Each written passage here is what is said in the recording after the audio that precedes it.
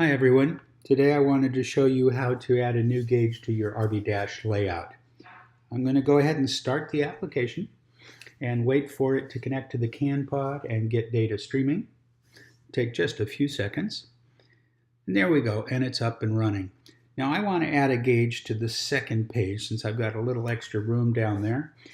But how do I know what gauge to add or what gauges are even possible? Well, one fairly easy way to do that is tap on the gear menu at the bottom right and then tap on Open Debug Log. What this does is now starts to capture all of the information coming across the CAN bus and recording those values. After running for a few seconds, you can go back, hit the gear menu again, and then this time select Email the debug log. This brings up an email ready to send to me. You do not need to send it, but you can certainly look at it now. At the very top, there is the devices that are actually reporting on the bus, the engine, the transmission, brakes, etc.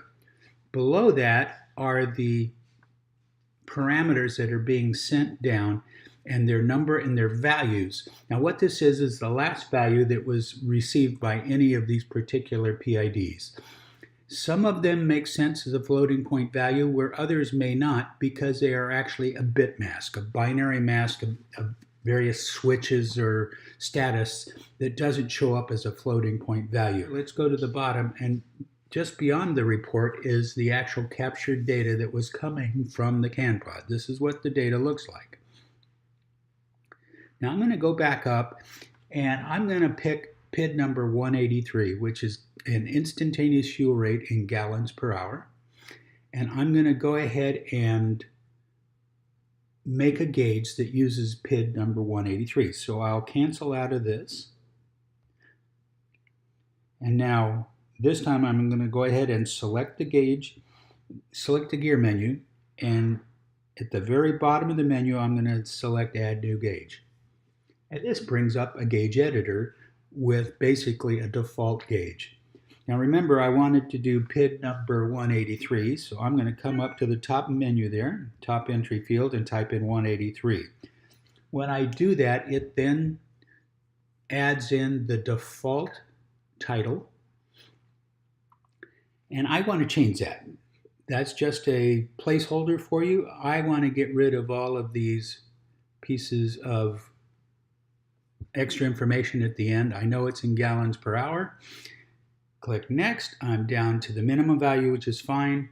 And I know this happens to run somewhere between, approximately 0 and 25. So I'm going to set the maximum to 25.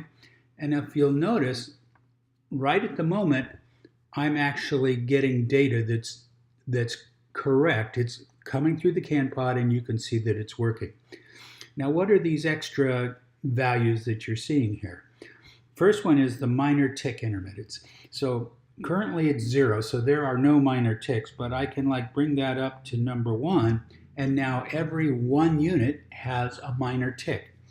The next entry below is the major tick interval, which you can see as a bigger tick, a little bolder, and by changing that, we'll go up to 10, and you can see how that affects the gauges.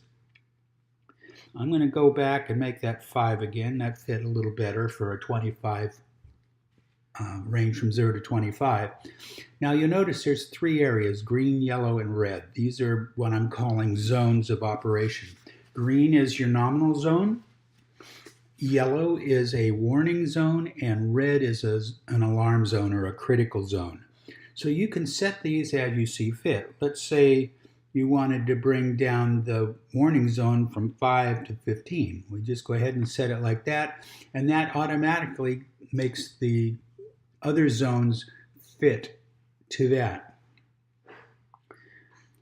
Alternately, if you want kind of an inverse gauge, simply make the critical value less than the warning value. So I'm going to put the warning value up here, but I'm going to bring the critical value down to about 5. And so now, when you're in a low value, then that would be a critical area. You'll notice that the values there are in in red.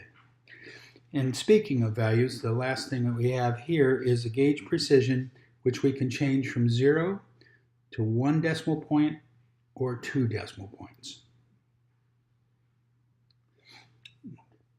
When I've got the gauge set up the way that I want it, I can simply tap on Add Gauge, and that brings the gauge into the page centered on the page that we wanted to install. Now I can size it like any other gauge and place it wherever I'd like to have it.